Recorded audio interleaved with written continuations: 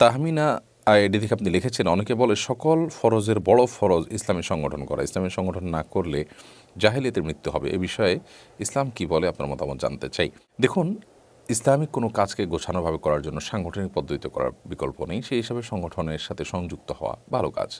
অনেক যুব সংগঠন, অনেক সংগঠন, ইসলামী সংগঠন গ্রামে শহরে বিভিন্ন জায়গায় গড়ে উঠেছে, তারা অনেক ভালো ভালো কাজ করছেন এবং সৎ কাজের আদেশ, সৎ কাজের বাধা প্রদানের জন্য জাতীয় পর্যায়ে, গ্রামের বিভিন্ন আঞ্চলিক পর্যায়ে বিভিন্ন রকম সংগঠন আছে।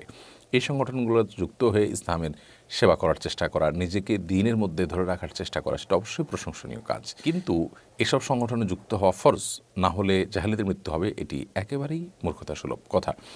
কারণ জাহেলিয়াতের মৃত্যুর কথা যেটি বলা হয়েছে সেটা হলো, যদি কেউ মুসলিম শাসন কোথাও থাকে, সেখানে মুসলিম শাসকের হাতে বায়াত না নেয় এবং বিচ্ছিন্ন থাকে, তার জাহেলিয়াতের মৃত্যুর কথা বলা হয়েছে। এবং সেই সাথে আপনার মুসলিমদের যে প্রধান ফ্লো, সেটার বাইরে গিয়ে যদি কেউ বিচ্ছিন্ন হয়ে যায়, ধরুন একটা ইসলামী রাষ্ট্র আছে, ইসলামী সমাজ ব্যবস্থা আছে, শাসক আছেন, সেখানে যিনি কোরআন হাদিসের আলোকে মানুষকে পরিচালনা করছেন, মৌলিকভাবে ছোটোখাটো বিষয় বিভ্রান্তি বা ভুল থাকতেই পারে, বা ত্রুটি বিচ্ছুতি থাকতেই পারে।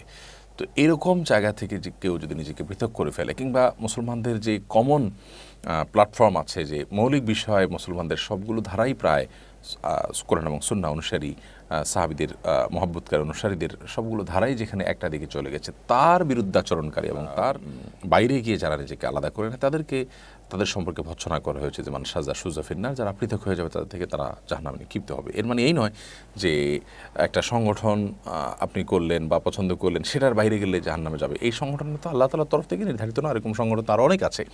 তাহলে এটার বাইরে যদি জাহান্নামে যেতে হয়, তাহলে সেক্ষেত্রে অন্য সংগঠন যারা আছেন তারাও তো একই কথা বলবেন। তাহলে আপনি আপনার সংগঠনে থাকে জাহান্নামী, উনি ওনার সংগঠনে থাকে আপনার দৃষ্টিতে জাহান্নামী। এরকম ছেলে খেলা তো জাহান্নামে যাওয়ার ব্যাপারে মানুষ ছেলে খেলার সুলভ আচরণ তো করতে পারে না, এবং এটা ইসলাম আমাদেরকে বলেও নাই।